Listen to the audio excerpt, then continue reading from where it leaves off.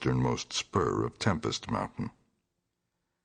The upheaval of ground we traced conclusively to a landslide from Maple Hill, a tall, lone, splintered tree on whose side had been the striking point of the thunderbolt which summoned the fiend. As for the 20th time or more Arthur Monroe and I went minutely over every inch of the violated village, we were filled with a certain discouragement, coupled with vague and novel fears. It was acutely uncanny, even when frightful and uncanny things were common, to encounter so blankly clueless a scene after such overwhelming occurrences, and we moved about beneath the leaden, darkening sky with that tragic directionless zeal which results from a combined sense of futility and necessity of action. Our care was gravely minute. Every cottage was again entered, every hillside dugout again searched for bodies, every thorny foot of adjacent slope again scanned for dens and caves, but all without result.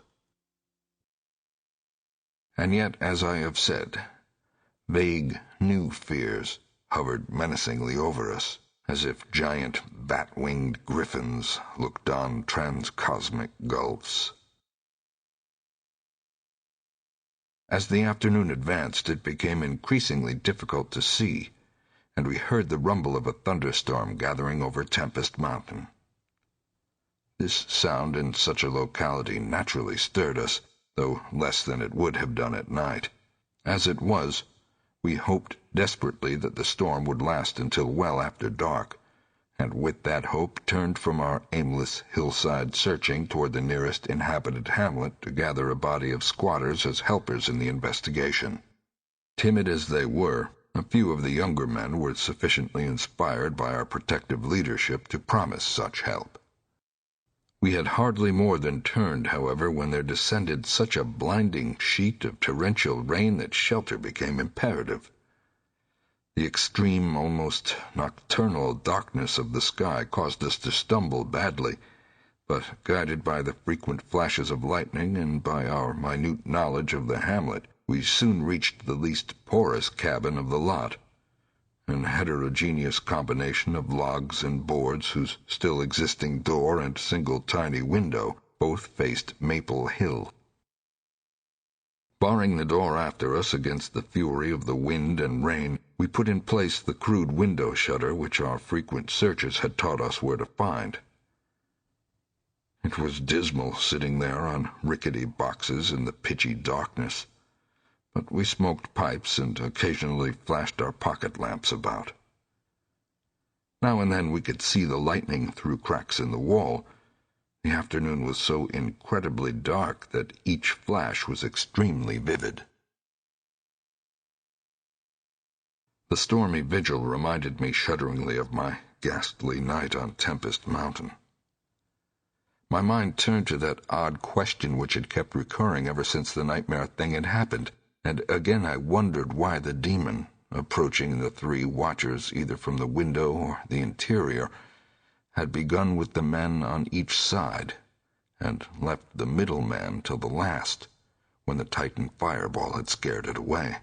Why had it not taken its victims in natural order, with myself second, from whichever direction it had approached? With what manner of far-reaching tentacles did it prey? Or did it know that I was the leader, and saved for me a fate worse than that of my companions?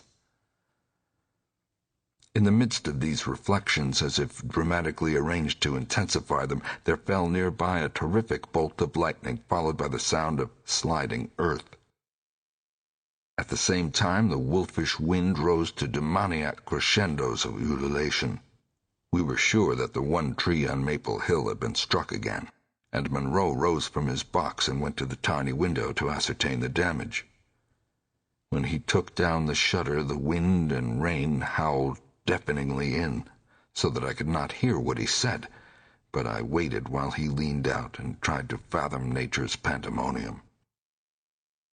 Gradually a calming of the wind and dispersal of the unusual darkness told of the storm's passing. I had hoped it would last into the night to help our quest, but a furtive sunbeam from a knothole behind me removed the likelihood of such a thing. Suggesting to Monroe that we had better get some light even if more showers came, I unbarred and opened the crude door.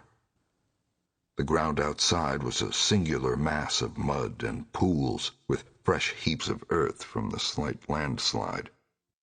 But I saw nothing to justify the interest which kept my companion silently leaning out the window.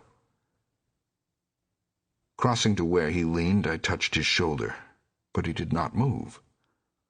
Then, as I playfully shook him and turned him around, I felt the strangling tendrils of a cancerous horror whose roots reached into illimitable pasts and fathomless abysms of the night that broods beyond time.